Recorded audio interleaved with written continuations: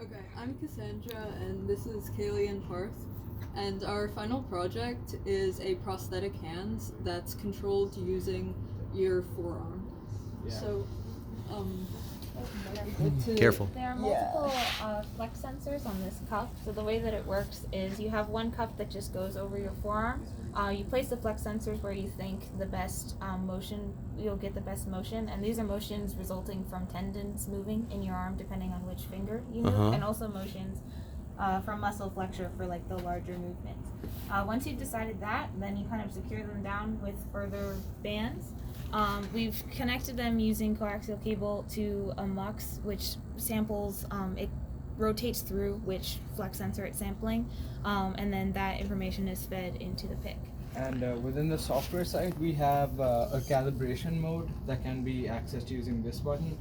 The entire purpose of calibration is so that this is not completely, it's multiple people can use it, and there's not really a lot of setup involved except for maybe like a 40-second calibration process. Okay, and the goal then is to control this robot hand, which is sitting over here. All right, now, so contract your hand again.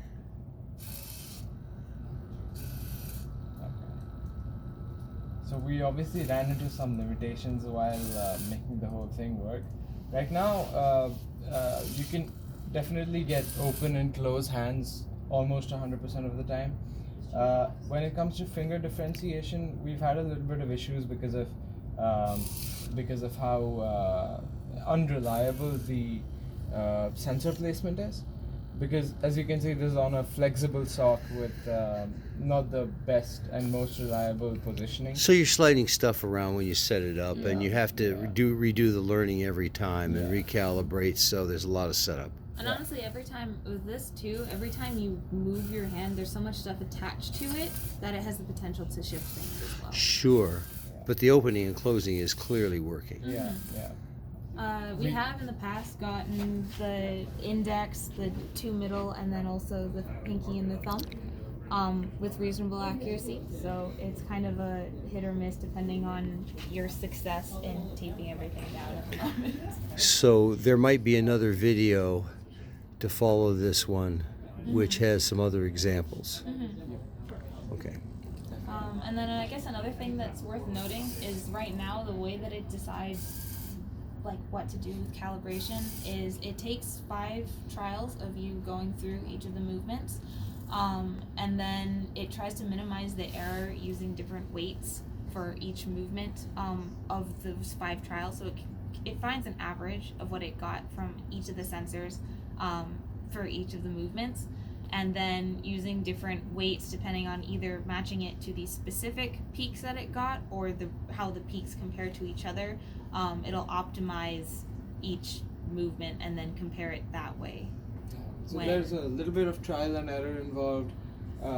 There's also a lot of computation involved, and the calibration mode, which we can show you later. So all that does is like it takes with prompts on the TFT, it takes the user through a series of motions like closing their thumb, opening their thumb again, and then with each of their fingers.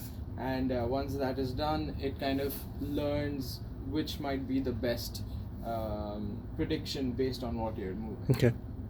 yeah, and after it's done collecting all the data during calibration mode that it will use to predict, so it will go into this kind of a loop where it will consistently read from each of the flex sensors. It will find their peak value, their minimum value, and the ratios of those peaks and mins to each other. So one sensor, may have a really big peak compared to a different sensor, so we take that into account, as well as like the actual absolute value of the height away from the horizontal axis, where the 0 would be for that sensor. And then it will, based on the data that it collected during calibration mode, it will compare it and try to minimize the error, and whichever action has the minimal error, that's the one that it will predict, and it will move the corresponding motor. Right now we have it set to about 20, it checks every 20 milliseconds, right? I think so. Yeah, about 20 milliseconds. Do you want to run a calibration run on it at this point? It takes a bit of time. How long?